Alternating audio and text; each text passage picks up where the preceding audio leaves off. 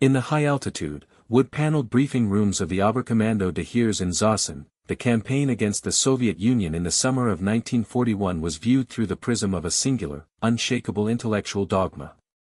This dogma was the Entscheidungsschlacht, the decisive, attritional battle of annihilation designed to destroy an opponent's military capacity in a single, concentrated campaign of overwhelming mobility and operational shock. Inherited from the Prussian military reformer Karl von Clausewitz and refined into a mechanical blueprint by Alfred von Schlieffen, this theory dictated that every modern nation-state possessed a singular, highly sensitive, center of gravity, or Schwerpunkt. If a commander could locate, isolate, and smash this center of gravity, the target nation's entire political, administrative, economic, and military infrastructure would suffer a rapid, irreversible collapse. For the planners of Operation Barbarossa, this critical center of gravity was assumed to be Moscow. The ancient capital of the Tsars was not merely a city, it was the psychological heart of the Bolshevik regime, the centralized administrative nucleus of the Communist Party, the primary terminal for the entire Soviet railway and telecommunications network, and a colossal hub of military-industrial production. The German Army High Command assumed that if the swastika was raised over the Kremlin, the Soviet state would fracture along its ethnic, administrative, and military fault lines, forcing a humiliated Bolshevik leadership to sue for peace or flee in a state of terminal chaos. This strategic construct, while mathematically elegant on a staff map, was a fatal delusion born of a systemic, catastrophic failure of intelligence.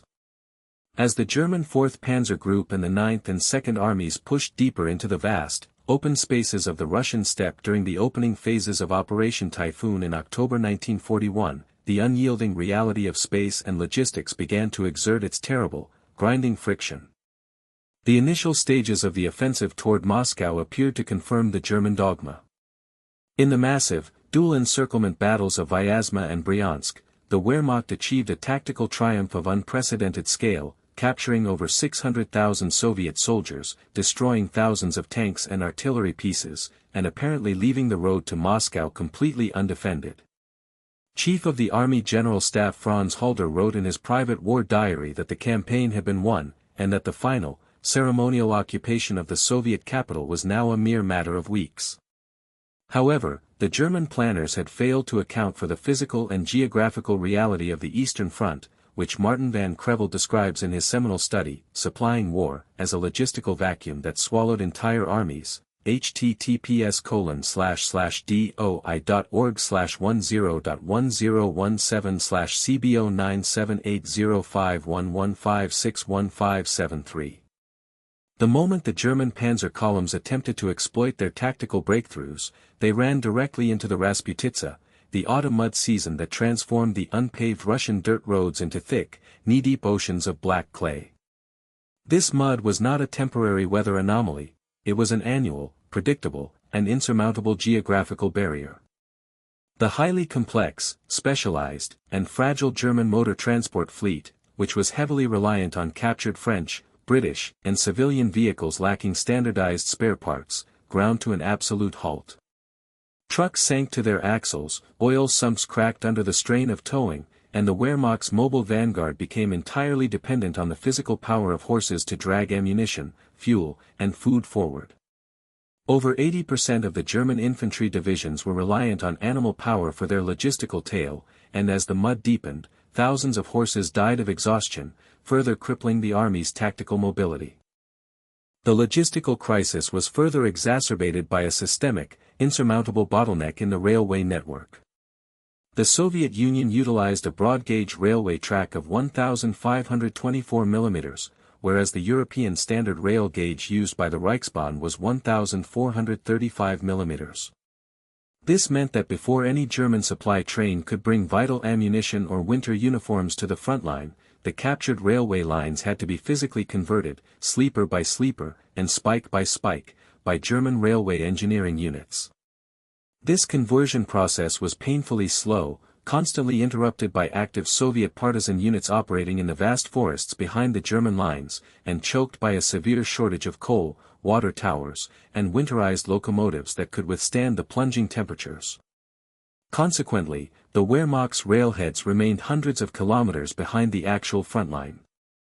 By the time the German 6th Army and the 4th Panzer Army reached the outer suburbs of Moscow in late November, they were receiving less than 25% of their required daily tonnage of supplies. Frontline divisions were forced to choose between receiving artillery ammunition or winter clothing, leading to a catastrophic spike in non-combat casualties due to frostbite, hypothermia, and trench foot. The German army was a dying machine, its physical energy completely dissipated by the unyielding tyranny of Russian space and the structural limits of its own logistical apparatus. While the German Army High Command focused its failing energy on the physical geographic prize of Moscow, the Soviet State Defense Committee, *GKO*, under the absolute, centralized authority of Joseph Stalin, was executing a strategic maneuver of unprecedented scale that rendered the capture of the capital completely meaningless. This maneuver was the systematic, total relocation of the Soviet industrial base from the vulnerable western regions to the safety of the Ural Mountains, western Siberia, and Central Asia, a logistical feat that military historians now recognize as one of the most extraordinary achievements in modern industrial warfare. The popular historical narrative of World War II frequently overlooks this evacuation miracle, focusing instead on the dramatic, urban combat around Moscow's outer defenses. Yet, the true war of attrition was won not in the frozen trenches of Khimki, but on the endless lines of broad-gauge railway tracks that hauled the material soul of the Soviet Union to safety. As Richard Overy details in his classic study, Russia's War, the Soviet leadership recognized the vulnerability of their industrial heartland within the first 48 hours of the German invasion.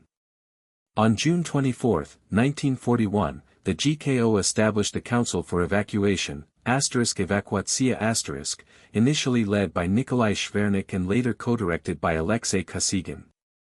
This council was granted absolute, dictatorial powers over every aspect of Soviet society. They could seize any railway locomotive, draft any civilian workforce, and commandeer any municipal resource to facilitate the removal of industrial enterprises. The sheer scale of the evacuation defies modern comprehension.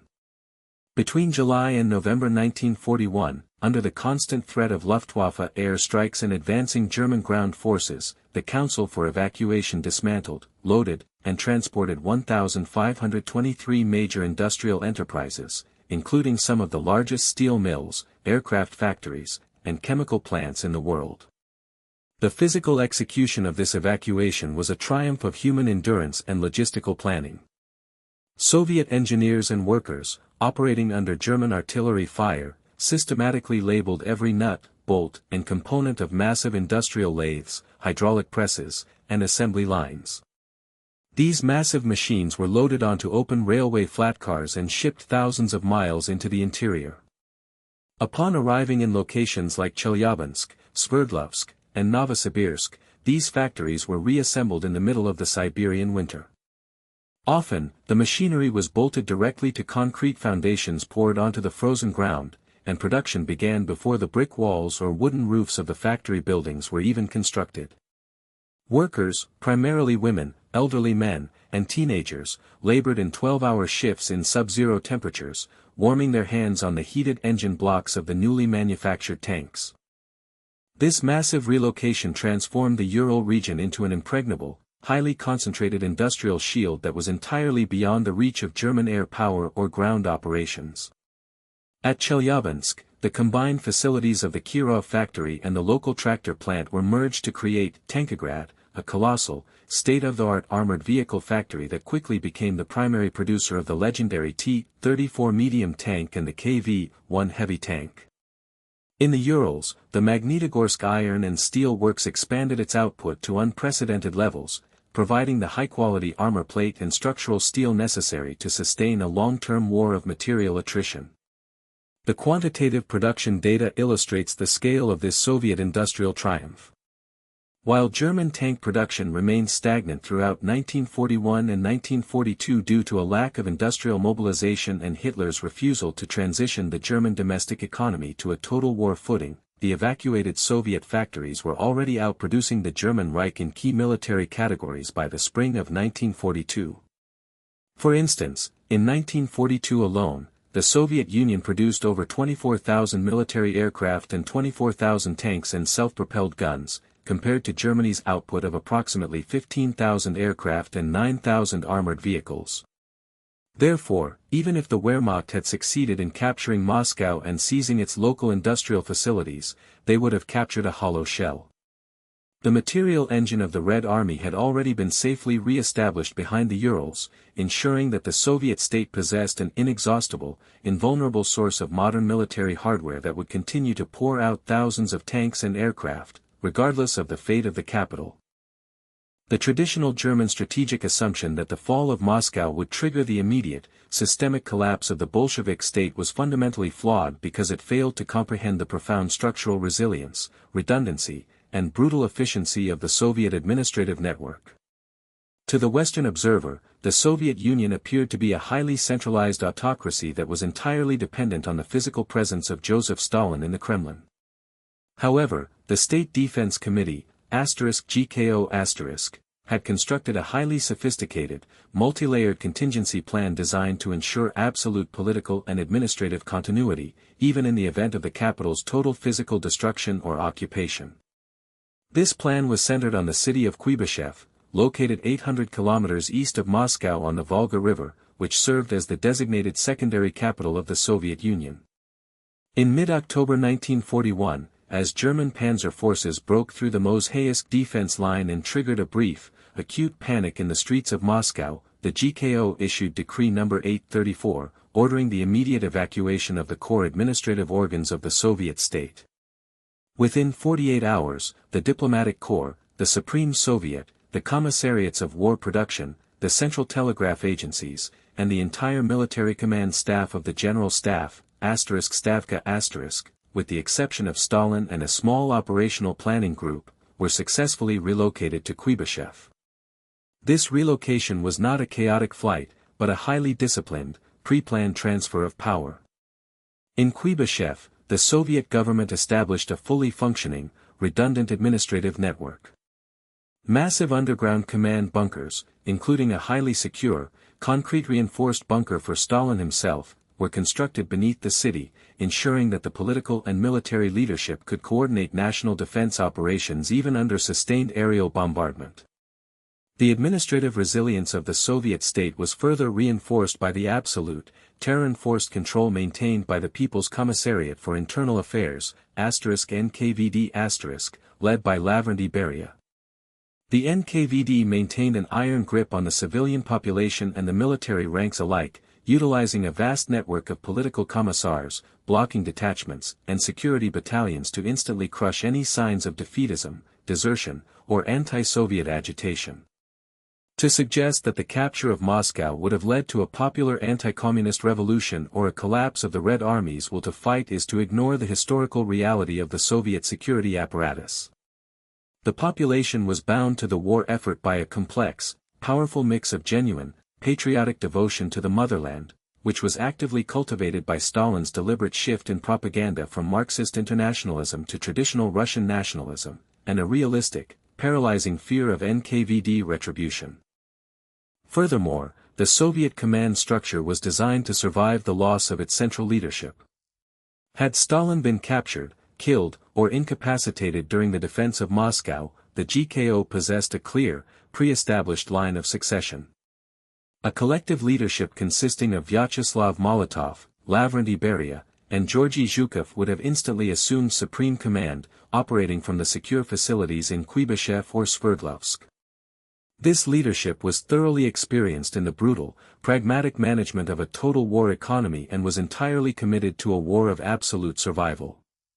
Unlike France in 1940, where the political class was fractured by deep ideological divisions and a lack of national resolve, the Soviet leadership viewed the war with Nazi Germany as a zero-sum, existential struggle where surrender meant the total, racial extermination of the Slavic peoples. This realization created a terrifying, unyielding national unity that was completely impervious to geographical losses.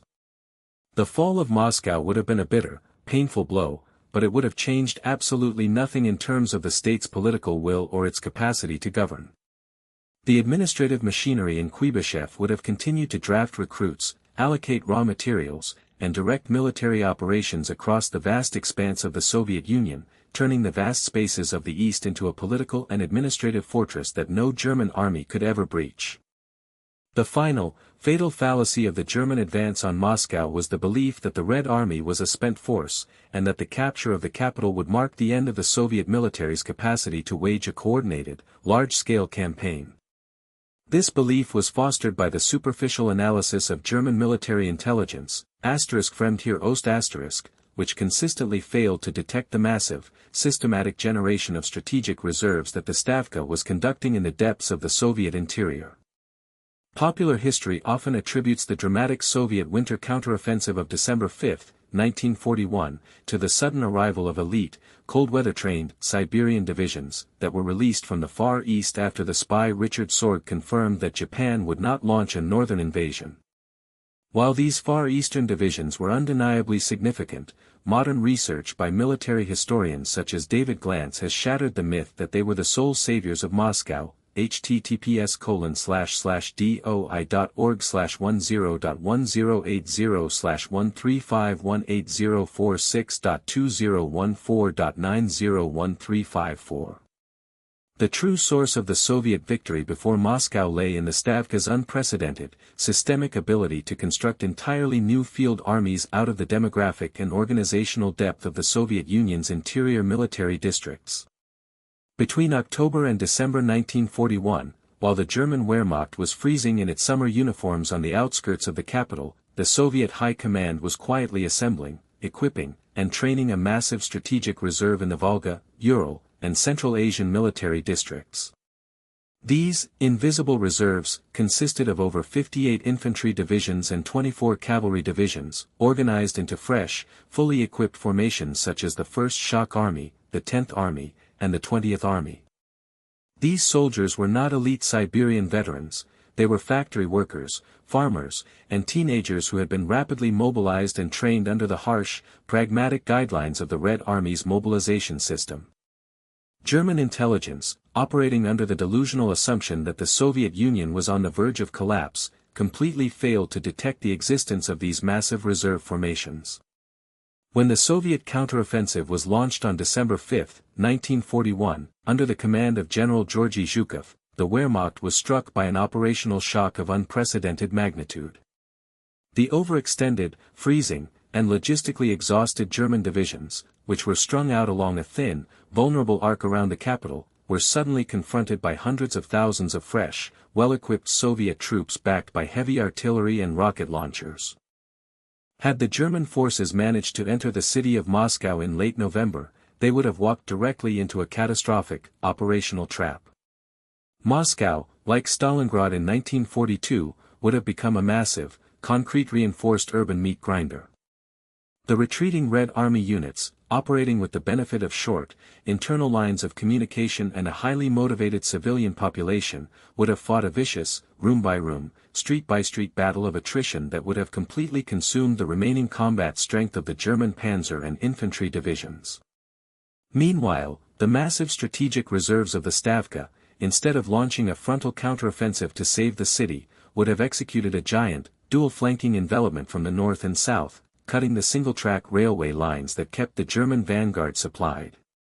The German 6th Army and the 4th Panzer Army would have been completely cut off and surrounded inside the frozen ruins of Moscow, resulting in a strategic disaster that would have dwarfed the historical winter retreat, potentially leading to the total destruction of Army Group Center in the winter of 1941.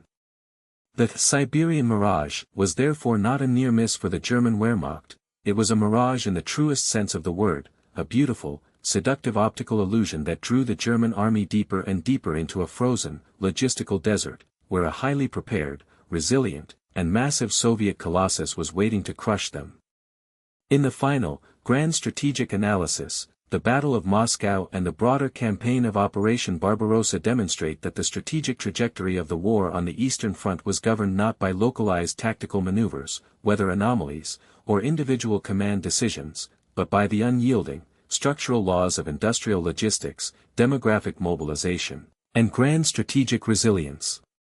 The German attempt to conquer the Soviet Union in a rapid, single summer campaign was a military impossibility from its very inception, a grand strategic gamble that ignored the physical reality of space and the immense material depth of the Soviet state.